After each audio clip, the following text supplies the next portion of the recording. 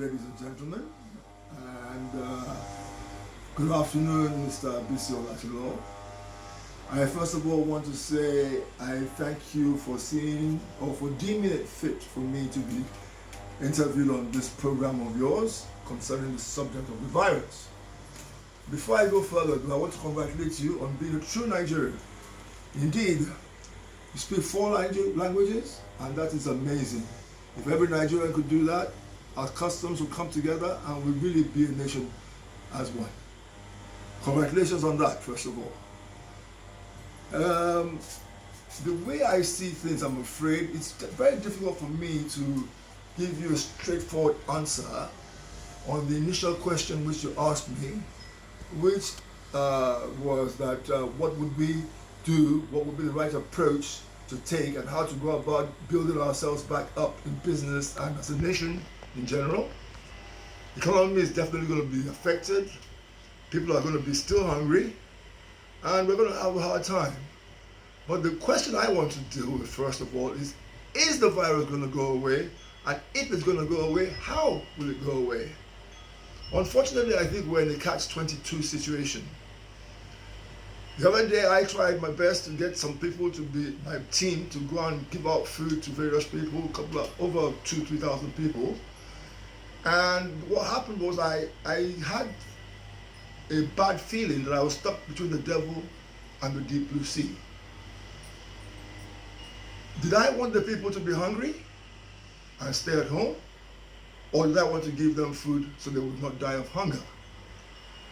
In the process, my first experience, I realized that I really could not do without having a bunch of people together at the same time in order to avoid contamination.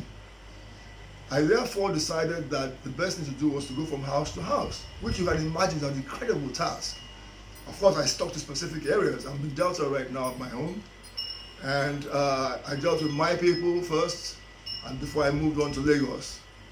In any case, we have a major problem in that we still have crowds gathering together.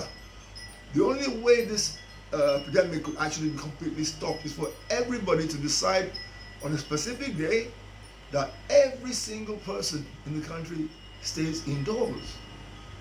Now, even emergency services have to be very, very, very light.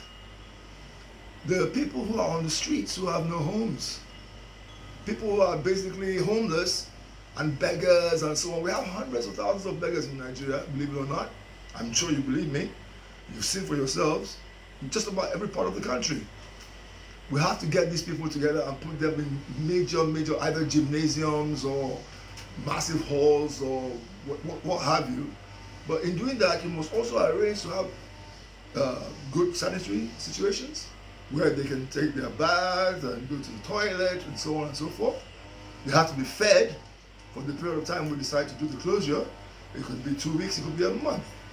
Now, this could be very expensive as well, but money is of no importance at this time. Because, hey, we got to live first before you can eat. You got to eat first, live first, before you can actually worry about money. In any case, this would be a difficult task. And I think that situations that have arisen in the past have shown us already that it's going to be very difficult. Having addressed that, for example, now we're doing the Ramadan situation, and they said that people have been let to go out briefly to go and collect to buy things in the markets and so on. It's horrendous. You should see the amount of people together. Surely that virus will spread in that environment.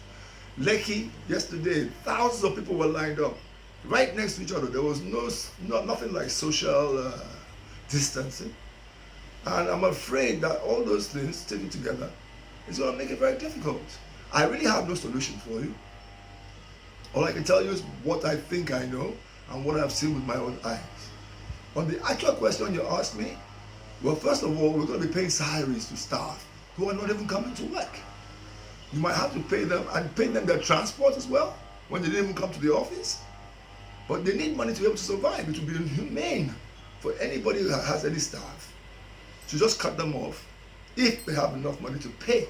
But there's some businesses that live on the continuous rotation, and without that rotation, they cannot have any funds to pay any bills. Even hotels, for example, bars, restaurants, all these conveniences that are everywhere, they work on a day-to-day basis, and it's from there that they get their income to pay salaries and restock and to be able to continue the business.